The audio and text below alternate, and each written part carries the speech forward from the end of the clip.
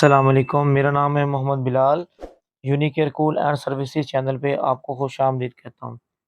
आज की वीडियो में हमने देखना कि अगर कोल्ड साइड से पानी ना आए तो सबसे पहले हमने क्या चीज़ चेक करनी है। कोई भी वाटर डिस्पेंसर हो, सबसे पहले हमने जो चीज़ चेक करनी है, इस वाटर डिस्पेंसर की बोतल उतार के इसका जो टॉप कवर है वो उतारेंगे और उसके बाद हम चेक करेंगे कि पानी क्यों नहीं आ रहा। दोस्तों, जब मैंने पानी चेक किया तो इसका जो वाटर टैंक है उसके अंदर बिल्कुल मोटी-मोटी बर्फ़ जम चुकी थी। तो मैंने क्या किया, इसके अंदर हम गर्म पानी डाल दिया। गर्म पानी डालने के बाद कुछ देर मैंने वेट किया। कुछ देर वेट करने के बाद अब फ़ॉल्ट क्या है, हमने सबसे पहले ये देखना कि जी फ़ॉल्ट क्या है, पानी जमा क्यों है। और इसका जो कोल्ड साइड है उससे पानी आना चाहिए। पानी इस वज़ह से नहीं आ रहा था कि पानी सारा जम चुका है। और कस्टमर के कहने के मुताबिक जब मैं खोल के मैंने चेक किया, तो वजह यही थी जी, कोल्ड साइड से पानी नहीं आ रहा था। हीट साइड से पानी आ रहा था और वही हमने पानी, गर्म वाला पानी हीट साइड से लिया है और वाटर डिस्पेंसर का जो टैंक है उसके अंदर डाल दिया है। अब जो फ़ॉल्ट है वो बेसिक थर्मोस्टेट का है। थर्मोस्टेट को हमने स्लो करना है, थर्मोस्टेट फुल पे है। थर्मोस्टेट वो हमने कम करना है और थर्मोस्टेट की जो सेटिंग है वो भी आपको इसी वीडियो में हम दिखाएँगे।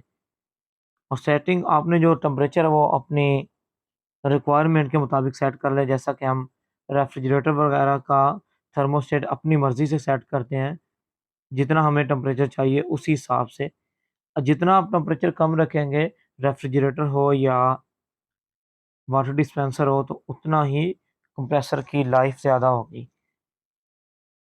अब दोस्तों, पहले से जो बर्फ़ है वो काफ़ी मिकदार में मेल्ट हो चुकी है, कम हो चुकी है। तो अब हम नेक्स्ट स्टेप हमारा है थर्मोस्टेट की सेटिंग। थर्मोस्टेट की जो सेटिंग है वो आपने बिल्कुल स्लो नहीं करनी और ना ही फुल तेज़ करनी है, जैसा कि मैं आपको पहले दिखा रहा हूँ इस वीडियो में। बिल्कुल इसी तरीके से आपने पहले चेक करना है कि थर्मोस्टेट का जो लेवल है, थर्मोस्टेट का जो पॉइंट सेट किया हुआ है वो किस लेवल पे है।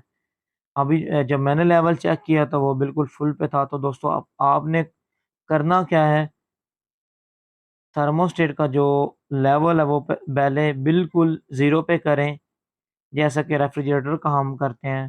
रेफ्रिजरेटर के मुताबिक ये भी सेम ही सेटिंग, सेम वही प्रोसेस है जिसके ऊपर हमने अमल करना है। वही थर्मोस्टेट है, जैसा कि आपके सामने मैंने अभी बिल्कुल जहाँ पे ऑफ होता है उससे थोड़ा-सा पॉइंट ऊपर कर दिया है। तो सेम आपने भी यही प्रोसेस करना है। इसका जो फ़ॉल्ट था वो थर्मोस्टेट का ही था, जिसकी वजह से कूलिंग का जो टैंक है उसमें बर्फ़ जम रही थी। तो दोस्तों, मैं उम्मीद करता हूँ मेरी वीडियो आपको पसंद आई होगी। अगर मेरी वीडियो आपको पसंद आई है तो मेरा चैनल लाज़मी सब्सक्राइब कीजिएगा और साथ दिए गए बेल आइकन पर प्रेस कीजिएगा, ताकि मेरी इसी तरह की आने वाली वीडियो आप तक बआसानी पहुँच सकें। तो दोस्तों, मिलते हैं नेक्स्ट वीडियो में। अपना ख़्याल रखिएगा। अल्लाह हाफ़िज़।